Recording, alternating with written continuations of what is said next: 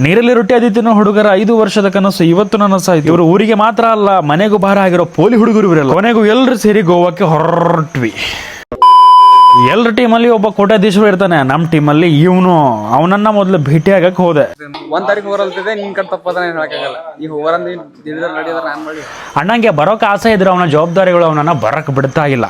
ಅವನಿಗೆ ಬರಕ್ ಆಗ್ತಾ ಇಲ್ಲ ಅಂತ ಹೇಳಿ ನಾವು ಟ್ರಿಪ್ ಕ್ಯಾನ್ಸಲ್ ಮಾಡೋ ಹಾಗಿಲ್ಲ. ಕೊಟ್ಟಿದ್ ನೋಡ್ರಿ ನೀಗ ಏನ 10,000 ರೂಪಾಯಿ ಕೊಡ್ರಿ ಕುಡಲ್ಗೆ ಯಾಕುಳ್ಳಿ ಹಾಕಿ ಕೊಡು ಅಂತೇಳಿ ಒಬ್ಬರ ಕಮೆಂಟ್ ಹಾಕಂತೇಳಿ ಒಬ್ಬನಿ ರೊಕ್ಕ ನಾಳೆಗೆ ಹಾಕ್ತೆ. ನೋಡಿದ್ರೆ ಬಡು ಆಗ್ಯಾನ ಅಂತ ತಿಳ್ಕೊಂಡು ರೊಕ್ಕ ಕೇಳಿಲ್ರಿ ಅಂಬಲ್ಲ. ಇಲ್ಲಾಂದ್ರೆ ಅವಾಗ ಕೇಳಿದ್ರೆ ರೊಕ್ಕ ಕೊಡುವಂಗ ನಾವು ಅಂತಿದ್ ಬಡು.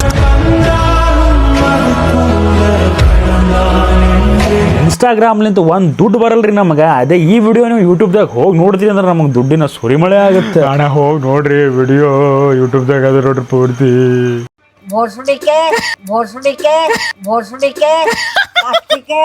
ಉಗಾಂಡ ಭಾಷೆಯಲ್ಲಿ ಆಯ್ ಕೈಯಿಂದ ಆಶೀರ್ವಾದ ತಗೊಂಡು ನಾವು ಅಲ್ಲಿಂದ ಬಿಟ್ವಿ. ಇಷ್ಟೇ ನೋಡ್ರಿ, ನಿಮ್ಮ ಕರಿ ಮಣ್ಣು ಅರ್ಥ ಆಗಲ್ಲ. ಪೂರ್ತಿ ವಿಡಿಯೋ ಹೋಗಿ ಯೂಟ್ಯೂಬ್ ಅಲ್ಲಿ ನೋಡ್ರಿ.